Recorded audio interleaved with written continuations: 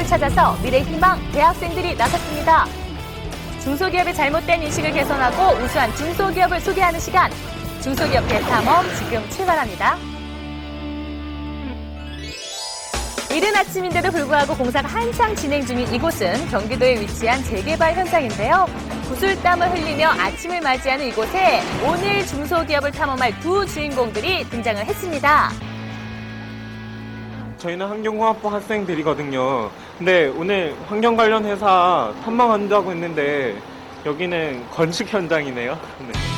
자, 오늘 중소기업을 탐험할 두 주인공 소개할게요. 서울시립대학교 환경공학부의 환경파수꾼 박정화 군과 윤여정 양을 소개합니다. 안녕하세요, 학생들. 안녕하십니까. 네, 여기는 안전이 최고인 건설 현장입니다. 자, 그래서 안전 장비부터 착용하십시다. 저희 바른 옷차림에서 바른 마음가짐이 나온다잖아요. 만일의 사태에 대비해서 철저히 준비해야죠. 그럼요. 근데 여기는 건설 현장이잖아요. 근데 저희는 건축학부도 아니고 환경공학부인데 여기서 저희가 할 일이 있을까요? 여긴 경기도에 위치한 신도시 택지개발 현장입니다. 여기서 가장 많이 발생되는 게 뭔지 아십니까? 쓰레기? 여기 최근도 많은데요? 맞습니다. 여기는 건설 폐기물이 많은 현장입니다.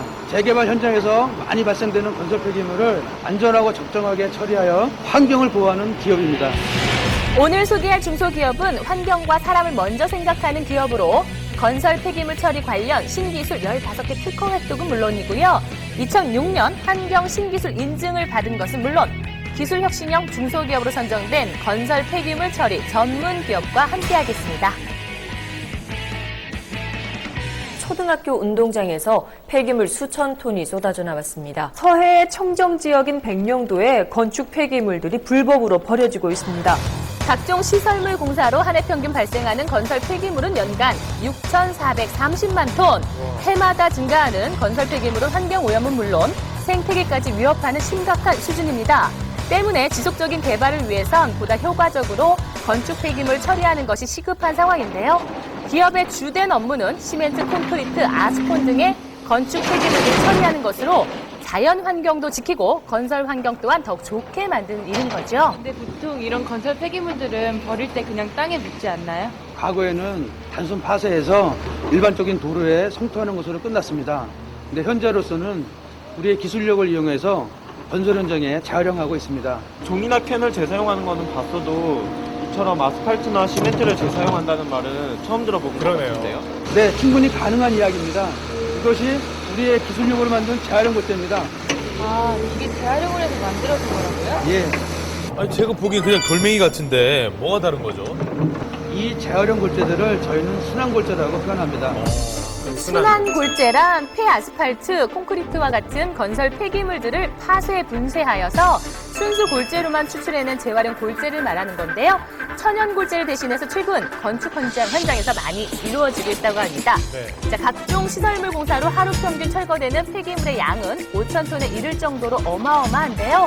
폐기물은 크기와 종류에 맞게 중장비 등을 동원해서 1차 분류를 한 뒤 생산 공장으로 이동을 한다고 합니다. 트럭이 계속 들어오네요. 그러네요. 거기서. 꼬리에 물고. 싣고 와갖고 포크레인이나 이런 큰 장비들이 있어요. 거기서 1차적으로 분리를 또 하죠. 폐콘크리트는 폐콘크리트대로, 아스콘은 아스콘대로 보관을 했다가 파쇄 분쇄를 하게 돼 있어요. 그렇게 2차 분류를 통해 정밀하게 나눈 폐기물은 1차 파쇄 과정을 거쳐서 잘게 부서지게 되는데요. 1차 파쇄 과정을 거친 후에 또다시 진동 스크린을 통해서 크기별로 분류를 하게 되는 거죠. 네, 잘 만들어진 골재들도 많은데 굳이 폐기물로 만든 순환 골재를 사용해야 할 필요가 있을까요? 현재 국내에서 그 골재, 천연 골재의 연한은 대략 한 20년 정도면 고갈될 걸 예상하고 있습니다. 그래서 고갈 골재 자원도 필요성이 있고 순환 골재를 버린다는 것은 아까운 자원을 버리는 것이 됩니다. 그래서 이와 같은 그 폐기물을 자원화해서 부족한 골재 대책에 활용할 수 있다면 1년에 대략 한 4천억 정도 엄청난 순환 골재를 쓰게 되면 어마어마하죠. 그런 정도의 효과가 있는 아주 유효한 자원이 되는 것입니다. 자, 파괴는 총 5차에 걸쳐서 이루어지게 되는데요. 단계가 높아질수록 작은 골재들을 생산, 최종적으로 모래까지 생산하는 시스템인데요.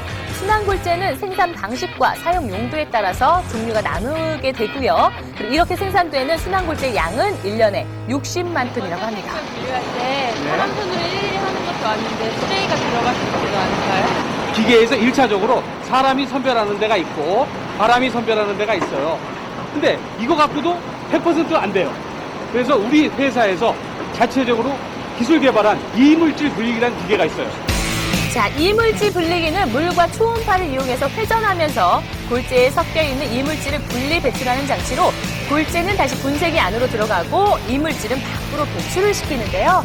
손쉽게 이물질을 분리해서 양질의 순환 골재를 생산하게 도와준다고 합니다. 쓴 물이 건설 폐기물과 섞이면서 또 다른 오염 물질을 날카로운 지적이죠? 그래서 흙탕물이 내려오면 그것이 오염물질입니까? 오염물질이 아닙니까? 그렇죠. 이 건설 폐기물은 저희가 여태껏 살고 있던 곳에서 발생되는 폐기물이에요.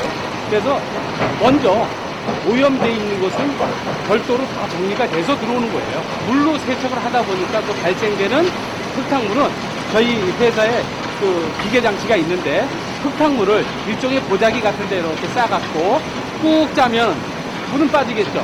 그러니까 이 물은 또 저희가 다시 재사용해요. 거기 나오는 게 트러지 같은 게 있죠.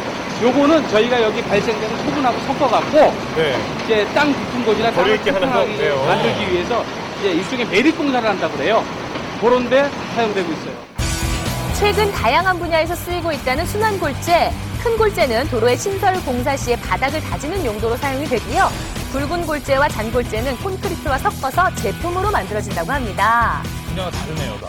우리나라 건축업이 세계적으로 알아주잖아요. 그럼 순환골재는 어느 정도 수준이에요? 우리나라 순환골재 생산 시스템이나 이런 품질은 세계적인 수준을 유지하고 있다고 자부하고 있습니다. 다만 폐 콘크리트나 폐기물로 만들어진다는 그런 인식 때문에 그는 사용을 못하고 있기 때문에 아쉬울 따름입니다. 저도 폐 콘크리트나 폐 아스팔트를 재사용한다고 하면 또 다른 환경적인 피해를 주지 않을까 저도 우려가 되는데요. 그렇지 않습니다. 순환골재는 철저하게 품질 관리를 하여 생산을 하고 있고요. 국가기관에서 인증받은 순환골재 품질 인증이라는 제도가 있어서 거기에 품질에 맞게 생산을 하고 있습니다. 그래서 거기에 따라서 항상 품질을 일정하게 유지하고 있고요. 그러므로 환경 오염의 원인은 전혀 없고요.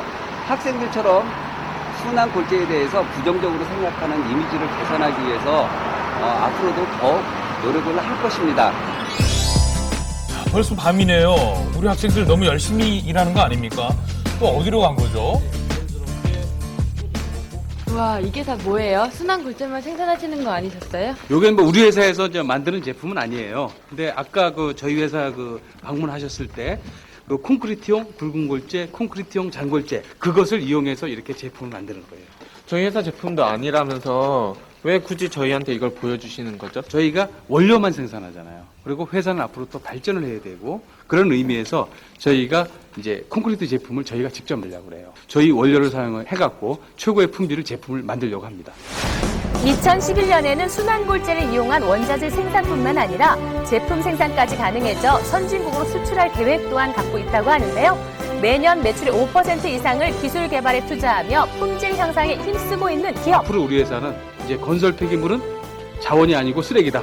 이런 인식을 강하게 불식시키고 폐기물도 훌륭한 자원이 될 수 있다. 이런 인식을 여러 사람들한테 심어줄 거예요. 그것을 위해서 친환경 제품을 만들어 자연환경 보존에 이바지할 수 있는 훌륭한 기업이 되도록 노력할 것이에요. 대한민국 중소기업의 기술력을 세계에 떨칠 날을 고대하며 더 큰 목표를 가지고 힘찬 날개짓을 시작한 기업. 앞으로도 많은 발전을 기대합니다. 야, 저는 보면서 오늘 여러 번 놀랐습니다. 1년에 저렇게 많은 그 건설 폐기물이 나온다는 것과 그리고 콘크리트나 아스팔트가 또 재활용돼서 순환 골재로 사용이 된다는 건데 통계 자료가 있습니다. 2007년 한 해 이 순환 골재를 통해서 얻은 사회적 편익을 따져봤더니요.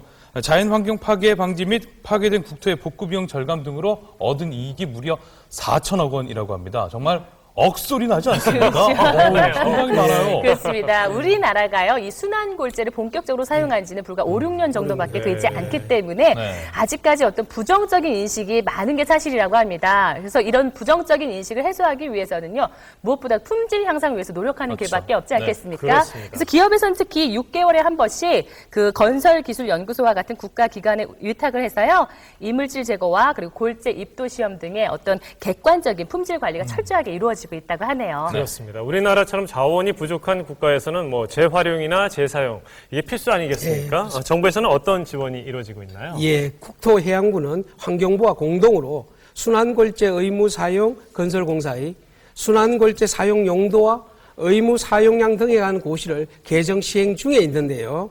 도로 1km 이상을 건설하거나 확충할 경우에 투입되는 골재의 15% 이상을 순환골재를 사용해야 되고요. 또 동일한 공사의 아스팔트, 콘크리트 포장 공사의 경우 순환골재 제품의 15%를 의무화 사용하도록 하고 있습니다. 네, 좀 더 덧붙여서 말씀드리면 국토해양부에서 조사했는데요. 공공공사에서 그 재생 아스콘을 15% 이상 의무적으로 사용하면 연간 250억 원이 절약된다고 합니다. 또 25만 톤의 이산화탄소 절감 효과가 기대된다고 하니까요. 경제적인 효과는 물론이고 우리 환경을 보호함에 있어서 이 자원순환 사업이 계속해서 발전해 되겠습니다.